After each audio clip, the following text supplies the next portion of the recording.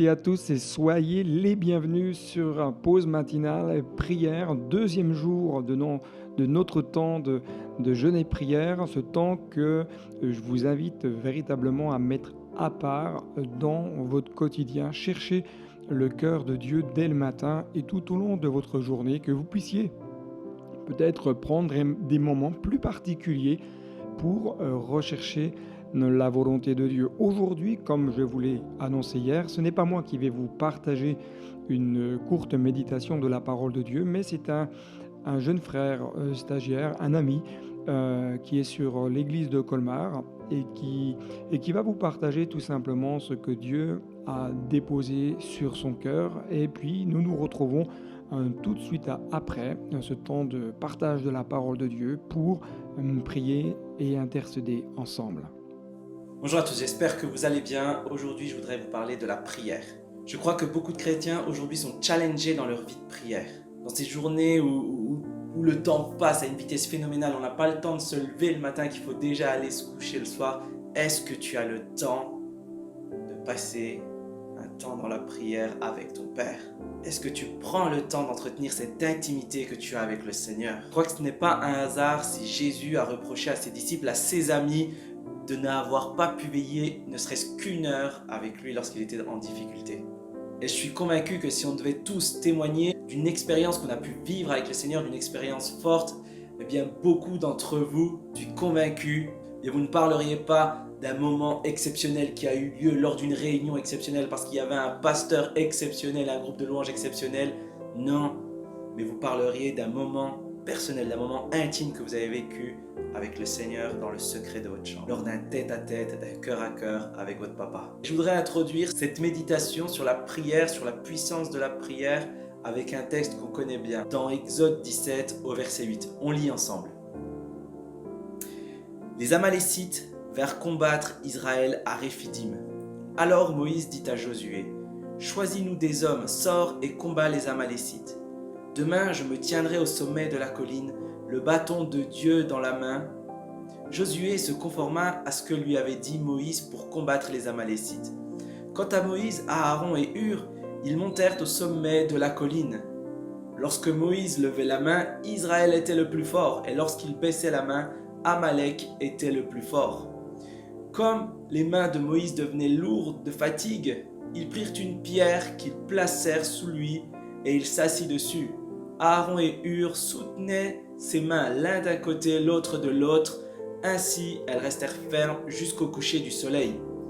Et Josué fut victorieux d'Amalek et de son peuple au tranchant de l'épée. L'Éternel dit à Moïse, « Écris cela dans le livre pour qu'on s'en souvienne et déclare à Josué que j'effacerai le souvenir d'Amalek de dessous le ciel. » Moïse construisit un autel et l'appela « l'Éternel, mon étendard. » Amen. Ce texte nous parle non seulement de l'importance de la prière, mais aussi de l'importance d'avoir du soutien dans la prière. Ici, alors que tout semble aller bien, l'ennemi vient frapper Moïse, vient l'attaquer. Et ici, l'ennemi, c'est Amalek. Amalek, ce n'est pas n'importe qui. Dans Deutéronome, au chapitre 25, au verset 17, on lit « Souviens-toi de ce que te fit Amalek pendant la route, lors de votre sortie d'Égypte. Comment il te rencontra dans le chemin et sans aucune crainte de Dieu tomba sur toi par derrière. Sur tous ceux qui se traînèrent les derniers, pendant que tu étais las épuisé toi-même. » Je disais, l'ennemi n'est pas n'importe qui. Qui est capable de t'attaquer lorsque tu es faible? Qui est capable de t'attaquer lorsque tu es épuisé? Qui est capable de t'attaquer par derrière? C'est le malin, c'est l'ennemi de nos âmes. Mon ami, un texte dans la Bible nous dit que le diable rôde, il cherche une proie qui se laissera dévorer. Le diable cherchera par tous les moyens, non pas à freiner, non pas à te freiner sur ton chemin, mais à t'arrêter, littéralement à te tuer. Et il mettra toutes les formes pour y parvenir. Es-tu armé ou es-tu vulnérable? Je crois que l'une des raisons qui faisait que Jésus, lorsqu'il était sur terre, agissait avec autorité, parlait avec autorité, bien était due à sa relation qu'il avait avec son Père, était due à sa vie de prière. Mon ami, où en es-tu dans ta vie de prière? Que cette année 2021 soit pour nous comme une résolution, même si j'aime pas trop ce mot, comme une résolution, et pour chacun d'entre nous à rechercher nos forces dans la prière. Ensuite, ce texte nous montre autre chose. C'est que parfois tu as besoin d'aide. Besoin de te faire aider par des frères, par des sœurs qui sont autour de toi. Oui, il y a des combats personnels, des combats que tu dois mener seul. Mais il y a beaucoup de combats qui se remportent dans le collectif aussi. Moïse n'a pas eu honte de demander de l'aide. Dieu était déjà venu à son secours, il avait déjà expérimenté la toute-puissante main de Dieu. Mais là, il va demander de l'aide. Vous savez, là on est au chapitre 17, mais du chapitre 15, et même avant, à ce chapitre-là, eh bien Dieu a secouru son peuple alors qu'il avait faim, alors qu'il avait soif, alors qu'il était poursuivi par Pharaon. Mais là, quand même, eh bien Moïse va demander de l'aide. Parfois, pour plusieurs raisons, on n'ose pas demander de l'aide. On est trop pudique. On a peur d'avouer la situation par laquelle on passe. On a peur d'avouer nos difficultés. Est-ce que tu as déjà impliqué des gens dans la prière? Est-ce que tu as déjà impliqué des gens plus jeunes que toi dans la prière? Vous savez, Moïse n'a pas regardé à son âge. Il n'a pas regardé à l'expérience qu'il avait. Non, il a appelé même des plus jeunes que lui. Peu importe si c'était le plus vieux, lui, il ne voyait qu'une chose, c'était la victoire. Et il savait que s'il voulait remporter cette victoire-là, il devait impliquer d'autres personnes dans ce combat. Certaines victoires se remportent dans le collectif. Néanmoins, Moïse ne va pas choisir n'importe qui. Il y a, que l'on veuille ou non, une sorte de sélection qui se fait. Moïse ne va pas choisir n'importe qui. Sa sélection n'est pas le fruit du hasard. Tout d'abord, Josué, au front. On connaît Josué, on connaît son courage, on connaît sa foi, on sait aussi que Josué est le successeur de Moïse. Aaron le frère, le propre frère de Moïse, mais aussi le sacrificateur de l'Éternel. Encore une fois, ce n'est pas n'importe qui. Et enfin, Hur ou Our, ça dépend des traductions qu'on a. Peut-être la personne qu'on connaît le moins. Mais ici, cet homme, Hur, n'est autre que le fils d'un certain Caleb. Ce serait intéressant d'étudier un petit peu la vie de chacun de ces personnages. On n'a pas le temps dans ce message pour le faire. Alors moi, je vous invite à le faire à la maison. En tout cas, ce qu'on voit dans le choix de ces personnages, c'est que la sélection est rude. Alors la question que je te pose, c'est: es-tu un Moïse? Es-tu un Josué au front? Es-tu un Aaron ou un Hur qui soutiennent Moïse dans la prière? Es-tu Amalek? Mes amis, posons-nous ces questions et comprenons que le combat dans lequel nous sommes n'est pas un match de foot où à la fin les deux équipes se séparent et repartent chacun à leurs occupations. Non, le combat est réel et l'ennemi ne te lâchera pas tant que tu n'auras pas pris la victoire. On a vu qui était l'ennemi. On a vu aussi que certains combats se remportent exclusivement dans le collectif. Dernier point que je voudrais voir avec vous concerne la fatigue dans le combat, la fatigue dans la prière. Est-ce qu'il ne vous est jamais arrivé alors que vous êtes en train de prier, vous dites voilà Seigneur, je te remets cette journée, je vais te prier pour telle situation, telle personne, là tu vois aussi ça. Et tout d'un coup, alors que vous êtes en train de prier, vous êtes en train de penser à au fait, qu'est-ce que je vais manger à midi? Ah oui, puis elle est garée où ma voiture? Et là vous dites waouh, mais qu'est-ce qui se passe? Qu'est-ce qui se passe? Pourquoi? Bien parce que notre chair est faible, notre chair n'aime pas prier. Tout un tas de pensées viennent nous déconcentrer parce que notre chair n'aime pas prier. David, lui, qui savait ça, va ordonner à son âme de bénir l'Éternel. Il va dire, mon âme bénit l'Éternel, n'oublie aucun de ses bienfaits.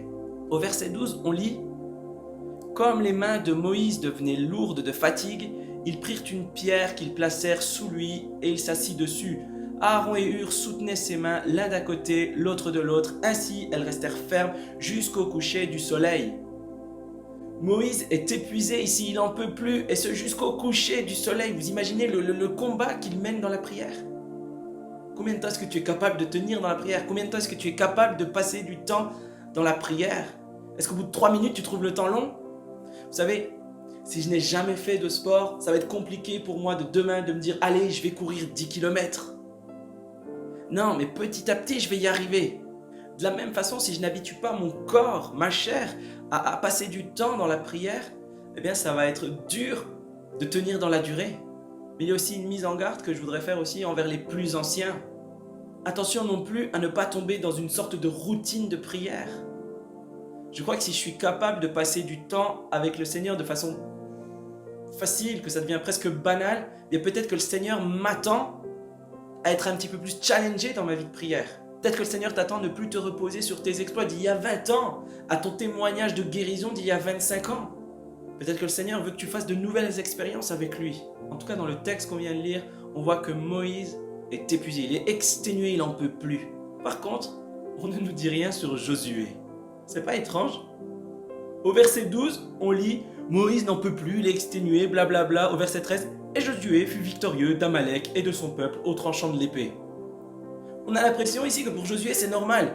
Il dit « Allez, je descends 2 minutes, je reviens ». Il va avec son épée, clac, clac, clac, il tue tout le monde, ils vécurent heureux, ils eurent beaucoup d'enfants, et c'est terminé. À votre avis, pourquoi Josué ne semble pas fatigué? Vous savez que veut dire Josué? Josué veut dire « Dieu sauve ». Vous savez que veut dire Josué? Josué veut dire Jésus. Jésus, ça veut dire Dieu sauve. Mon ami, mon frère, ma sœur, si tu laisses Jésus combattre à ta place, et toi tu te tiens à ta place, là où il n'y a que toi qui peux être, c'est-à-dire dans la prière, non seulement tu remporteras le combat, mais Jésus, lui, n'aura aucun mal à te délivrer, à descendre dans la fosse à ta place. Oui, tu seras peut-être fatigué, mais toi tu seras sur la montagne et tu constateras depuis le haut que ton ennemi est vaincu. Amen. Je crois que notre rôle dans chaque situation, c'est d'être à la place que Dieu nous demande d'être. En l'occurrence ici, notre place, elle est dans la prière. Elle est dans l'intimité avec le Seigneur. Il n'y a aucune victoire qui ne se remporte sans la prière. Si tu veux voir la main de Dieu agir, la toute puissante main de Dieu agir dans ta situation, la situation par laquelle tu passes, bien, recommande ton sort à l'Éternel. Recommande ton sort à l'Éternel. Persévère dans la prière et il agira. Je conclue rapidement en rappelant les différents points qu'on a vus. On a vu tout d'abord que l'ennemi ne te lâchera pas. Il cherchera par tous les moyens, les plus vicieux aussi, à te décourager, à te freiner, à te tuer. Mais toi, sois plus fort. Sois plus fort. Va chercher, va puiser ton secours, ta force dans l'intimité avec le Seigneur. On a vu aussi que pour certains combats, eh bien, tu devras impliquer des frères et des sœurs autour de toi. Qu'il y a des combats qui ne se remportent que dans le collectif. Attention à ne pas choisir n'importe qui. Surtout ne laisse pas l'orgueil ou un quelconque motif à ne pas parler de ta situation. Je crois qu'il y a déjà une délivrance dans le fait de parler, dans le fait de dire les choses. Enfin, on a vu aussi que si tu combats, j'ai envie de dire le bon combat, le combat pour lequel tu es appelé, celui de persévérer dans la prière, bien là, oui, tu seras vainqueur parce que c'est Jésus qui combattra pour toi. Qui peut lui résister? Et comme je disais, toi, tu seras sur la montagne pour constater les dégâts que Jésus aura fait à l'ennemi. Voilà, je voudrais vous quitter en vous laissant un dernier verset. Deutéronome 25, 17. Souviens-toi de ce que te fit Amalek pendant la route lors de votre sortie d'Égypte, comment il te rencontra dans le chemin et sans aucune crainte de Dieu tomba sur toi par derrière, sur tous ceux qui se traînaient les derniers, pendant que tu étais las et épuisé toi-même. Lorsque l'Éternel, ton Dieu, après t'avoir délivré de tous les ennemis qui t'entourent, t'accordera du repos dans le pays que l'Éternel, ton Dieu, te donne en héritage et en propriété, écoute ça. Tu effaceras la mémoire d'Amalek de dessous les cieux, ne l'oublie point. Soyez bénis, à bientôt. Merci à David et Sagesse pour ce temps de partage de la parole de Dieu. Prenons maintenant un temps, chers amis, pour chercher le cœur de Dieu. Ensemble, inclinons notre cœur devant le roi des rois. Cherchons sa face, cherchons sa volonté. Demandons à ce que l'Esprit de Dieu vienne encore nous toucher, nous interpeller, nous impacter tout au long de cette journée qui s'annonce devant nous. Que Dieu puisse venir déposer dans votre cœur peut-être une parole, un texte, un chant, une pensée, quelque chose qui va venir vous bousculer, vous interpeller, vous amener à aller plus loin dans les profondeurs de la parole de Dieu. Élevons la voix ensemble dans ces moments. Ne vous focalisez pas sur l'écran qui peut être une barrière, mais focalisez vos cœurs sur Jésus-Christ qui règne de toute éternité. Oh Seigneur mon Dieu, on rend grâce à ton nom parce qu'il est merveilleux. Te rendons grâce pour tes bontés qui se renouvellent chaque matin. Merci pour l'immensité de ta grandeur, pour l'immensité de ton amour, pour l'immensité de ta parole. Seigneur, ta parole qui ne change pas, qui ne varie pas. Seigneur Jésus, celle qui, Seigneur mon Dieu, qui demeure éternellement la même. Ta parole est vérité. Elle est, Seigneur mon Dieu, elle est oui et amen. Elle se révèle à notre cœur, elle nous révèle le cœur du Père, elle nous révèle qui tu es, ce que tu souhaites dans nos vies, ce que tu attends de nos cœurs. Ô Éternel, je te prie que dans ces moments, Seigneur, tu puisses encore te manifester et te glorifier. Je te prie que ta parole vienne toucher encore et impacter des cœurs, que ta parole vienne toucher des vies, que ta parole vienne, Seigneur Jésus, impacter, Seigneur mon Dieu, changer, transformer chaque personne qui a pu entendre ce matin cette parole qui a pu être apportée, qu'elle puisse être une source d'encouragement pour les uns comme pour les autres. Oh Jésus, j'incline mon cœur devant toi, devant ta majesté, devant qui tu es. Seigneur Jésus, je te rends grâce. Je te loue, Seigneur. Alléluia. Merci pour la journée qui va débuter, qui est là devant nous, qui se présente. Merci de la conduire, de la diriger et de nous aider tout au long de cette journée à marcher en conformité à ta parole, dans ce que toi tu attends de nous, et que dans ces temps de jeûne et de prière, eh bien que tu puisses toucher nos cœurs, tu puisses nous interpeller, tu puisses nous renouveler, tu puisses nous affermir, que tu puisses, Seigneur Jésus, nous soutenir et nous fortifier par ton bon esprit. Seigneur Jésus, je te bénis et je te loue, Seigneur. Conduis-nous tout au long de cette journée. Dirige-nous, Seigneur Jésus, dans les voies que tu as tracées pour nous d'avance, de toute éternité. Alléluia, alléluia. Je te prie pour tous ces bien-aimés qui sont là ce matin ou qui vont regarder cette vidéo. Seigneur Jésus, dans cette journée, dans les jours à venir, je te prie, Esprit de Dieu, de venir te révéler à leur cœur, de leur révéler les plans parfaits que tu as prévus pour eux. Je te prie pour ceux qui sont dans l'attente d'une réponse, d'une conduite, d'une direction. Seigneur Jésus, parle, glorifie-toi, éclaire par la puissance du Saint-Esprit, par la puissance de ta grâce, par la puissance de ton amour. Seigneur Jésus, que tu puisses vraiment te révéler. Oui, Seigneur Jésus, je te prie pour tous ceux qui attendent une réponse, une direction de ta part. Seigneur Jésus, qu'ils puissent recevoir dans leur cœur la pensée du ciel. Je te prie pour ceux qui sont découragés, particulièrement, je pense à tous ces frères, toutes ces sœurs qui sont peut-être abattus, découragés, qui sont, Seigneur mon Dieu, là comme assis sur le bord du chemin, qui n'arrivent plus à avancer, à reprendre la route. Je te demande de les renouveler. Corps, âme, esprit, je te demande de les fortifier et de les affermir dans toutes tes voies, dans ta parole. Ta parole est la vérité, ta parole est puissante, ta parole est agissante. Seigneur, que ta parole vienne, Seigneur, leur redonner les forces dont ils ont besoin. Aide-les à fixer leur regard sur toi, à voir en toi la solution, à voir en toi le secours, à se réfugier, à trouver en toi un abri, un refuge. Je te bénis, Seigneur mon Dieu, pour ces moments. Ô Dieu de gloire, alléluia. Apportons nos sujets de prière. Commencez à élever la voix là où vous êtes, sur ce fond musical. Commencez à intercéder et à prier pour tous les sujets de prière qui sont sur votre cœur et peut-être pour les sujets de prière qui vont s'afficher à l'écran. Que Dieu puisse intervenir. Alléluia, alléluia.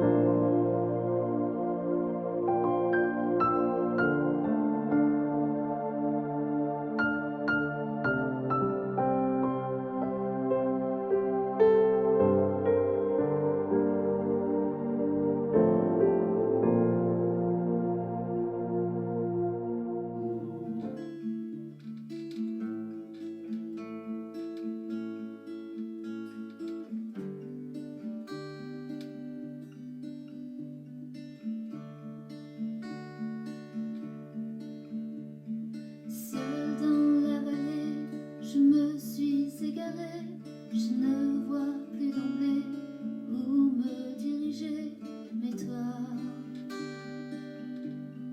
tu es là. Seul sur le sentier où je me suis perdue, seul et oublié, où personne n'est venu, mais toi, tu étais là.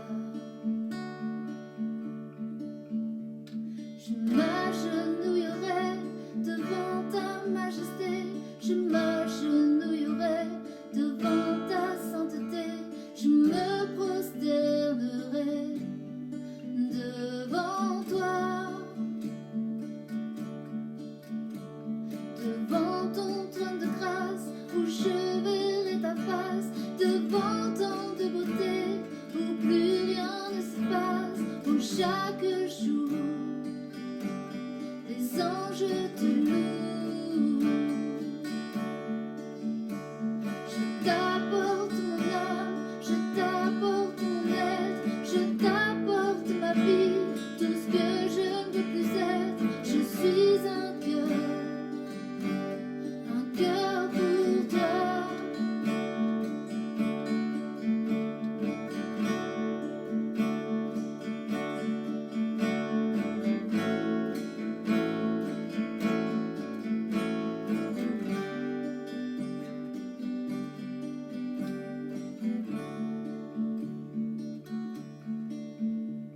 De l'ombre à la lumière, où enfin tout s'éclaire, je rêve de ta venue, ou plutôt je l'espère, mon Dieu.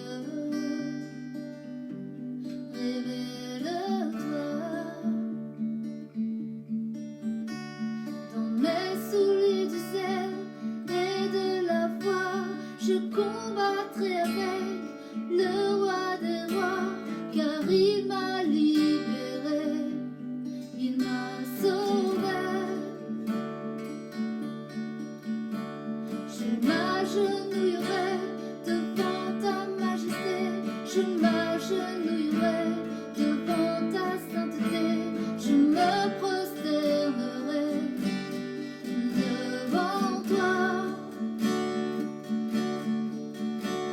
devant ton trône de grâce où je verrai ta face, devant tant de beauté où plus rien ne se passe, où chaque jour les anges te louent. Je t'apporte mon âme, je t'apporte mon être, je t'apporte ma vie, tout ce que je ne veux plus être. Je suis un cœur pour toi. Je m'agenouillerai devant ta majesté, je m'agenouillerai devant ta sainteté, je me prosternerai devant toi, devant ton trône de grâce où je verrai ta face, devant tant de beauté où plus rien ne se passe, où chaque jour les anges te louent. Je t'apporte mon âme, je t'apporte mon être, je t'apporte ma vie, tout ce que je ne veux plus être. Je suis un cœur pour toi.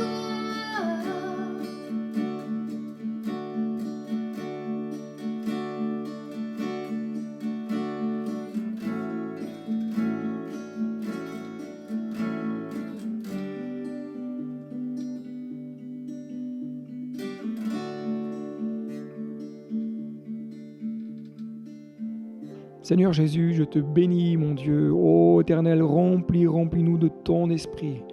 Seigneur Jésus, nous étions comme des vases brisés que tu as restaurés par ta grâce.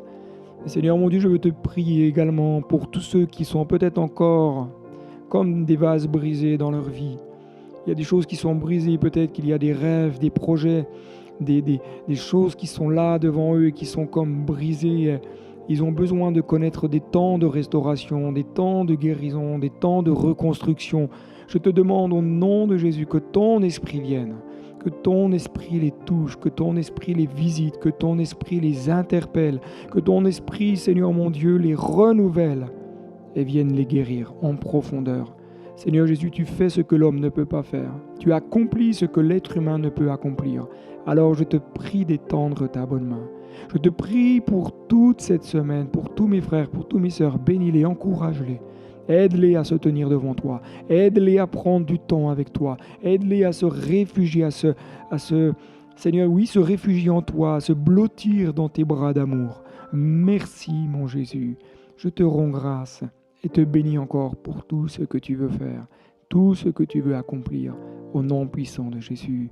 Alléluia, Alléluia. Ore marisur cleri le manichanta kabai.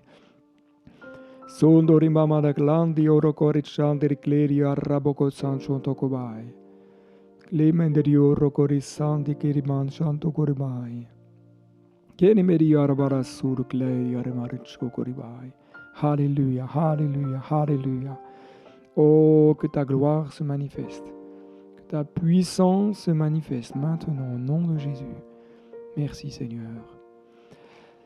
Voilà, chers amis, nous arrivons au terme de ce deuxième jour de temps de prière, en tout cas pour démarrer de la bonne manière la journée. Je vous souhaite à toutes et à tous une bonne et agréable journée dans la présence du Seigneur. Si vous n'êtes pas abonné, n'hésitez pas à vous abonner, à activer la petite clochette qui vous permettra d'être alerté des prochaines vidéos qui seront mises en ligne. N'hésitez pas à partager ces capsules tout autour de vous sur les différents réseaux sociaux afin que le plus grand nombre puisse être béni et encouragé.